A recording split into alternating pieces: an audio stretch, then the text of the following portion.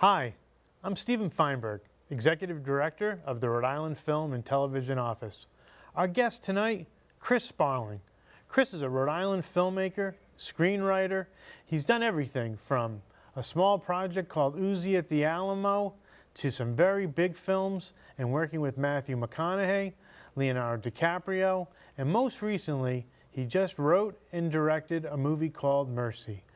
Chris, welcome to Double Feature. Thank you, Steve. So you've been traveling, you've been all over the world, you're from Rhode Island. Yeah. I remember you in 2004, you did this little film that you wrote, directed, produced, starred in called Uzi at the Alamo. It was premiering at the Columbus Theater. And meanwhile, we were doing the production Showtime series Brotherhood right down the street. And that to me was like a great moment. Was that always your passion to make movies at a young age? Yeah. With the movie you referred to, I co-directed that with Ray Lepre. It came from watching Ray, honestly, because Ray was a bit older than me. He was the older brother of my best friend. Yeah. And he went to Rick. And he was making a lot of kind of 8mm films there and everything else. And I would see it, and I was just always so impressed by it.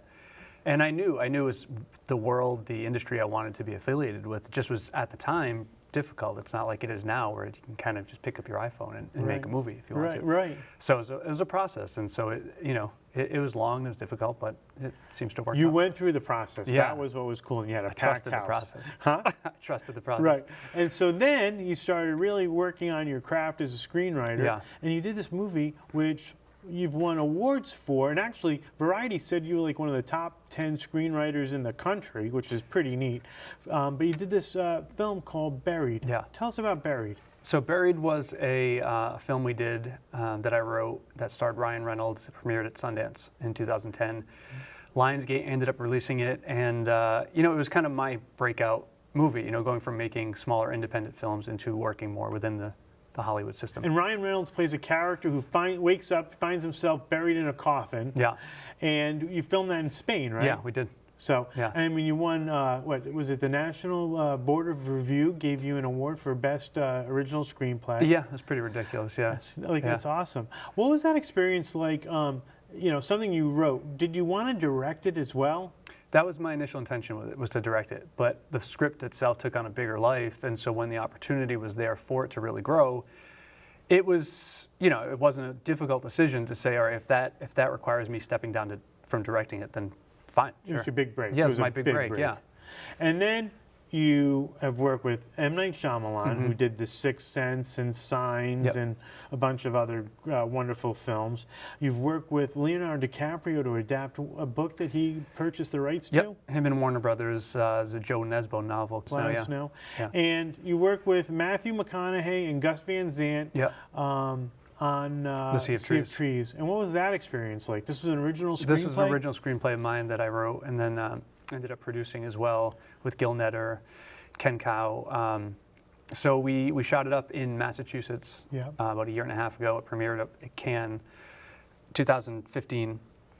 And it's already been released in, I think, France, Italy, Germany, Japan, a few other places, and then it'll finally get its domestic release here through A24 later this year. Yeah.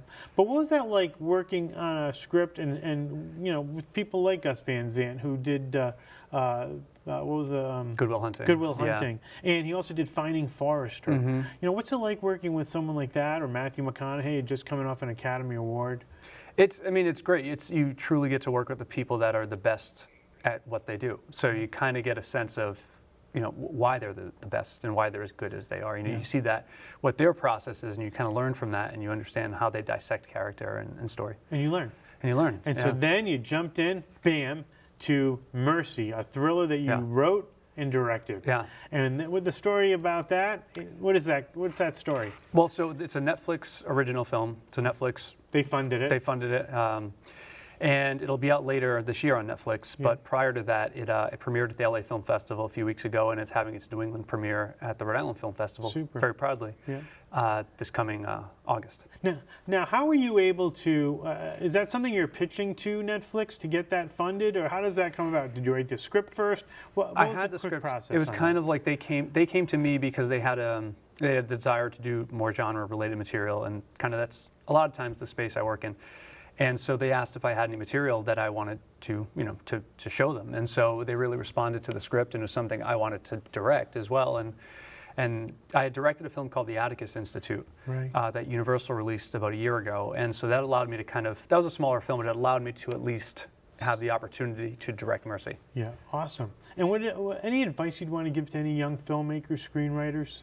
Yeah, do it. I mean, just do it. And not to sound like a Nike ad, but it's true. I mean, there's, especially now, like I said at the opening, where you have the barriers to entry are very few these days. You can just pick up your phone. You can go on your iMac and just edit and everything else. The technology's there. And as far as the writing aspect of it goes, you just have to write. You have to sit down and do it, and you have to read screenplays. And it's not going. No one's going to come to you and just offer you the career. Right. And do you write every day? Every day. Sundays also? This past Sunday, I did. Yeah. And how many hours do you write per day? I treat it like a job. I mean, it's your work. It's my work. It's your passion. Yeah, it's a work day. Well, Chris, thank you so much for coming. Can't wait to see your next film, and we're excited to see Mercy here at the Rhode Island International Film Festival. Thank you.